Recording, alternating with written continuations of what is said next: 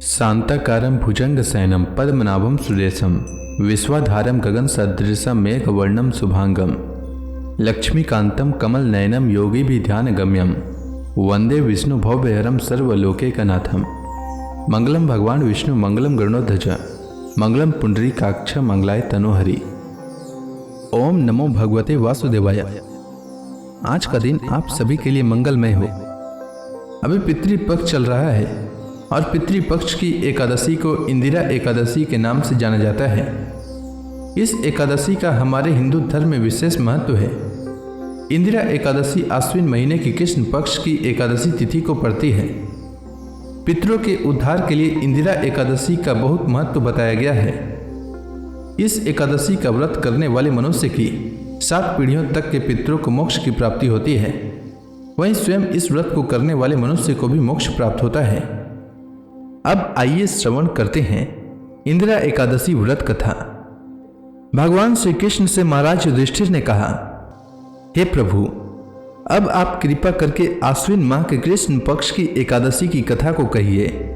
इस एकादशी का क्या नाम है तथा इसका व्रत करने से कौन सा फल मिलता है, कृपा कर विधान पूर्वक कहिए। भगवान श्री कृष्ण ने युधिष्ठिर से कहा, हे धर्मराज, आश्विन माह के कृष्ण पक्ष की एकादशी का नाम इंदिरा है।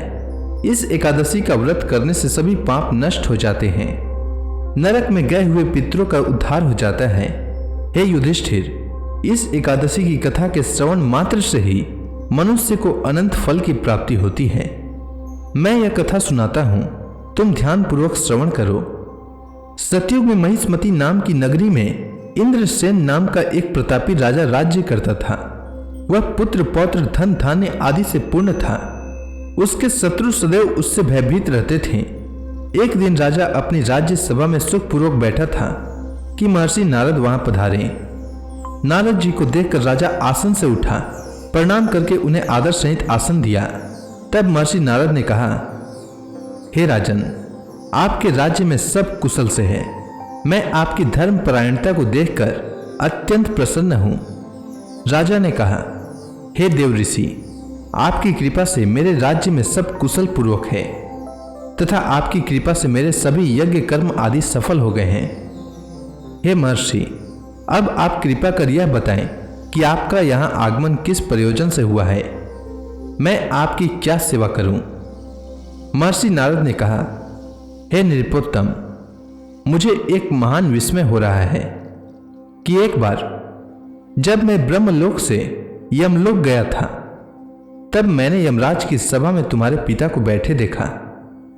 तुम्हारे पिता महान ज्ञानी, दानी तथा धर्मात्मा थे, मगर एकादशी के व्रत के बिगड़ जाने के कारण वह यमलोक में है। तुम्हारे पिता ने तुम्हारे लिए एक संदेश भेजा है। राजा ने उत्सुकता से पूछा, क्या संदेश है महर्षि? कृपा कर यथाशीघ्र कहें। तब नारद जी ने कहा, हे राजन, तुम्हारे पिता ने मुझसे कहा, महर्षि, मेरे पुत्र इंद्रसेन जो कि महिष्मती नगरी का राजा है, उसके पास जाकर एक संदेश देने की कृपा करें कि मेरे किसी पूर्व जन्म के बुरे कर्म के कारण ही मुझे यह लोक मिला है।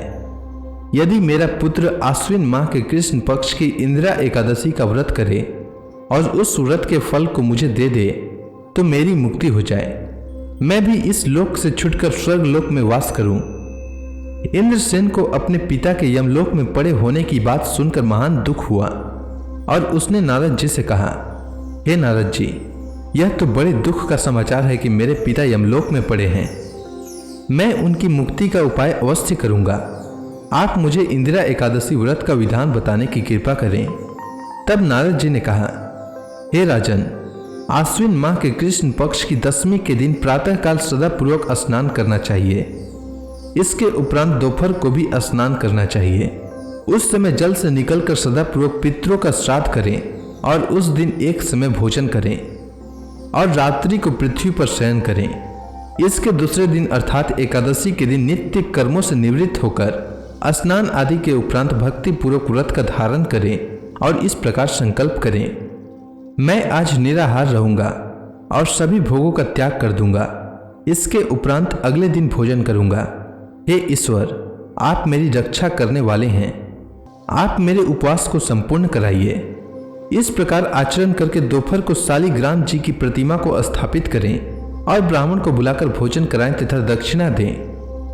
भोजन का कुछ हिस्सा गाय को अवश्य दें और भगवान विष्णु को धूप नैवेद्य आदि से पूजन करें तथा रात्रि को जागरण करें।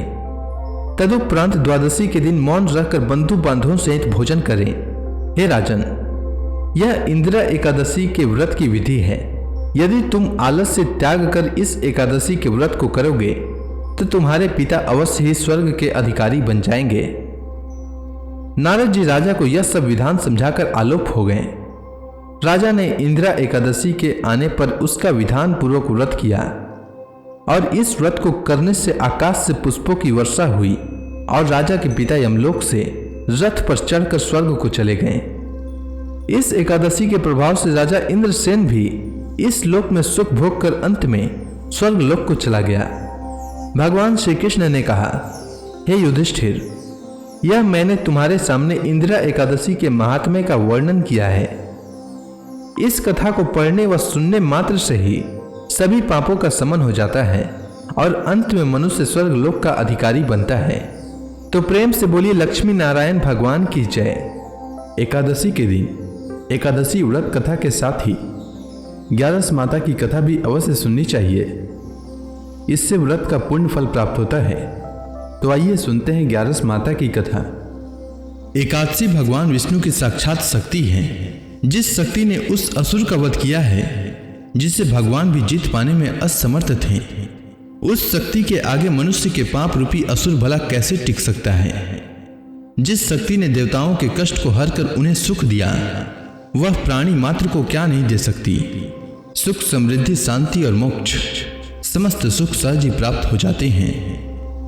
11 माता की भक्ति में इतनी शक्ति है कि जिसके प्रभाव से मनुष्य को सहज ही सभी प्रकार के सुख प्राप्त होते हैं और अंत समय में मोक्ष की प्राप्ति होती है।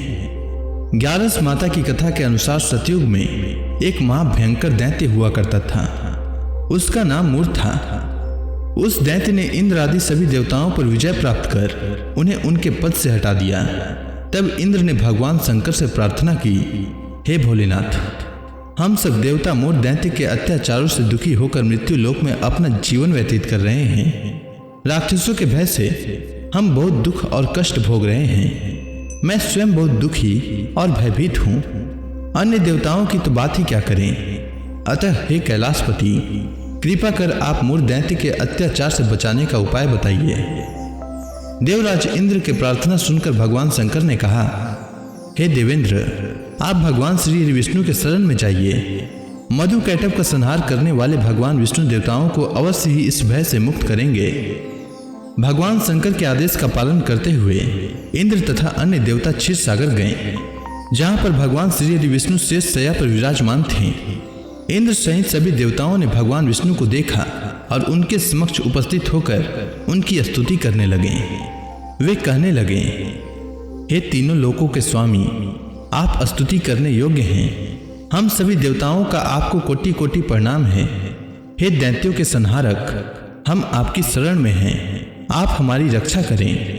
हे त्रिलोकपति, हम सभी देवता दैत्यों के अत्याचार से भयभीत होकर आपकी शरण में आए हैं। इस समय दैत्यों ने हमें स्वर्ग से निकाल दिया है और हम सभी देवता बड़ी ही दयनीय स्थिति में मृत्यु लोक में विचरण कर रहे हैं। अब आप ही हमारे रक्षक हैं, हमारी रक्षा करें। हे जगन्नाथ, आप हमारी रक्षा करें। देवताओं की करुण पुकार सुनकर भगवान श्री विष्णु बोले, हे देवगणों, वह कौन सा दैत्य है जिसने देवताओं को जीत लिया है। आप सभी देवगण किसके भय से पृथ्वी लोक में भटक रहे हैं। क्या वह दैत्य इतना बलवान है जिसने इंद्र सहित सभी देवताओं को जीत लिया है। तुम निर्भय होकर मुझे सब हाल बताओ। भगवान विष्णु के इस स्नेहमयी वचनों को सुनकर देवेंद्र ने कहा, हे प्रभु, प्राचीन काल में ब्रह्म वंश में उत्पन्न हुआ नाड़ी जंगम नाम का एक असुर था, जिसका मूर नामक एक पुत्र है, जो चंद्रवती नामक नगरी में निवास करता है, जिसने अपने बल से मृत्यु लोक और देवलोक को जीत लिया है और सब देवताओं को देवलोक से निकालकर अपने दैत्य कुल के असुरों को इंद्र, अग्नि, यम, वरुण और चंद्रमा आदि सभी को लोकपाल बना दिया है।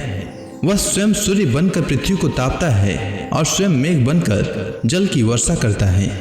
अतः आप इस बलशाली भयानक असुर का संहार करके देवताओं की रक्षा करें। देवेंद्र के मुख से ऐसे वचन सुनकर भगवान विष्णु बोले, हे देवताओं, मैं आपके शत्रु का शीघ्र ही संहार करूंगा।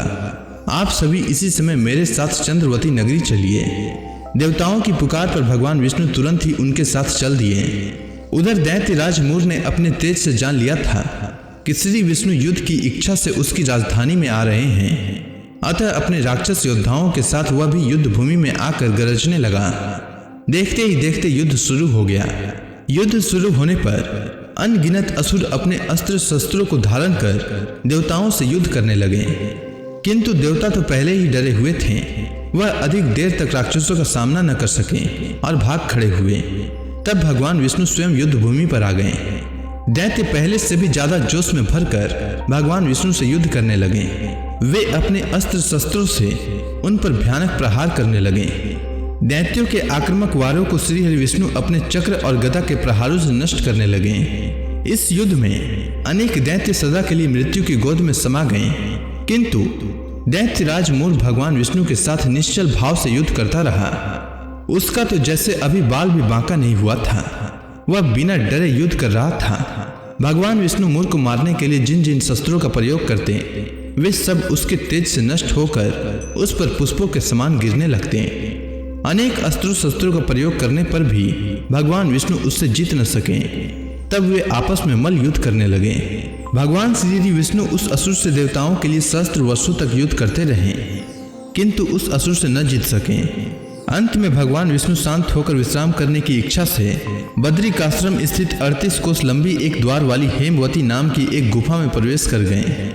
उस गुफा में भगवान ने शयन किया। भगवान विष्णु के पीछे पीछे वह दैत्य भी चला आया था। भगवान श्री विष्णु को सोता देखकर वह दैत्य उन्हें मारने को तैयार हुआ।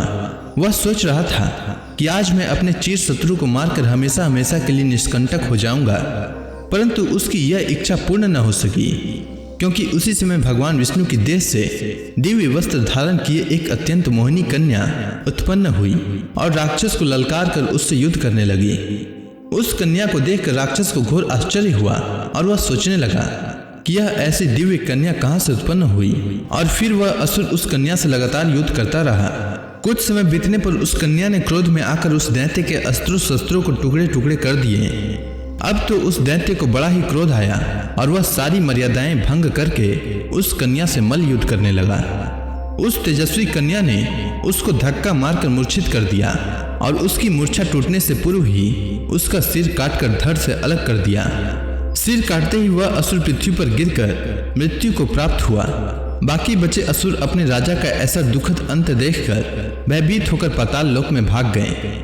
भगवान विष्णु जब निद्रा से जागे तो उस असुर को मरा देखकर उन्हें घोर आश्चर्य हुआ और वे सोचने लगे कि इस महाबली को किसने मारा है।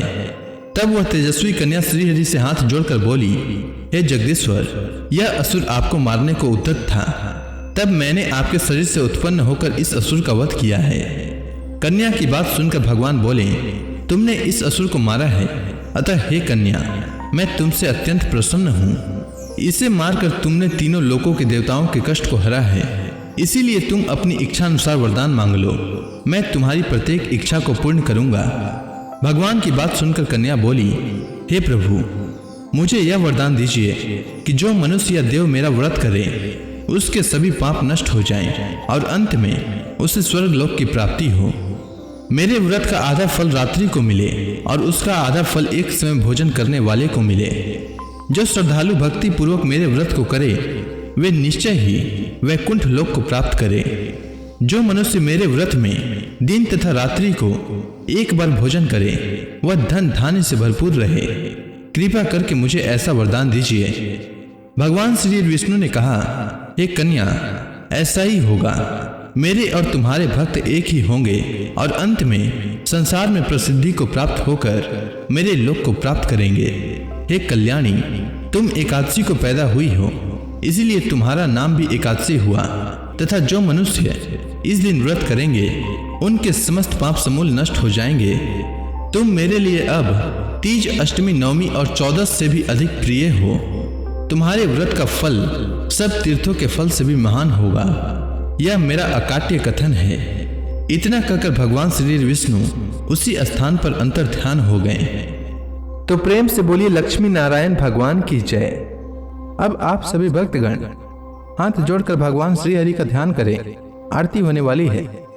ओम जय एकादशी माता मैया, जय एकादशी माता। विष्णु पूजा व्रत को धारण करके, विष्णु पूजा व्रत को धारण करके शक्ति मुक्ति पाता। ओम जय एकादशी माता। तेरे नाम गिनाऊं देवी, भक्ति प्रदान करनी, भक्ति प्रदान करनी। गण गौरव की देनी माता, गण गौरव की देनी माता। शास्त्रों में बरनी। ओम जय एकादशी माता। मार्गशीर्ष कृष्ण पक्ष की उत्पन्ना, विश्व तारणी जननी मैया, विश्व तारणी जननी। शुक्ल पक्ष में हुई मोक्षदा, शुक्ल पक्ष में हुई मोक्षदा। मुक्तिदाता बन के भरनी। ओम जय एकादशी माता। पौष के कृष्ण पक्ष की सफला नामक है। शुक्ल पक्ष में होए पुत्रदा, आनंद अधिक रहे। ओम जय एकादशी माता। नाम सट तिला माघ मास में कृष्ण पक्ष आवे मैया, कृष्ण पक्ष आवे। शुक्ल पक्ष में जया कहावे, शुक्ल पक्ष में जया कहावे। विजय सदा पावे। ओम जय एकादशी माता। विजया फाल्गुन कृष्ण पक्ष में शुक्ला अमला की मैया, शुक्ला अमला की। पाप मोचनी कृष्ण पक्ष में चैत्र महाबली की। ओम जय एकादशी माता। चैत्र शुक्ल में नाम कामदा, धन देने वाली मैया, धन देने वाली। नाम बरूथनी कृष्ण पक्ष में बैसाख माहवाली। ओम जय एकादशी माता। शुक्ल पक्ष में होए मोहिनी, अपराज्येष्ठ कृष्ण पक्षी मैया, अपराज्येष्ठ कृष्ण पक्षी। नाम निर्जला सब सुख करने, शुक्ल पक्ष रखी। ओम जय एकादशी माता। योगिनी नाम आषाढ़ में जानो, कृष्ण पक्ष करनी मैया, कृष्ण पक्ष करनी। देव सैनी नाम कहायो, शुक्ल पक्ष धरनी। ओम जय एकादशी माता। कामिका श्रावण मास में आवे, कृष्ण पक्ष कहिए। श्रावण शुक्ला होए पवित्रा, आनंद से रहिए। ओम जय एकादशी माता। अजा भाद्रपद कृष्ण पक्ष की परिवर्तनी शुक्ला मैया, परिवर्तनी शुक्ला। इंद्राश्विन कृष्ण पक्ष में व्रत से भवसागर निकला। ओम जय एकादशी माता। पापांकुश है शुक्ल पक्ष में, आप हरणहारी मैया, आप हरणहारी। रमा मास कार्तिक में आवे, सुखदायक भारी। ओम जय एकादशी माता। देवोत्थान शुक्ल पक्ष की दुख नाशक मैया, पावन मास में करो विनती पार करो नैया। ओम जय एकादशी माता, परमा कृष्ण पक्ष में होती जन मंगल करनी, मैया जन मंगल करनी।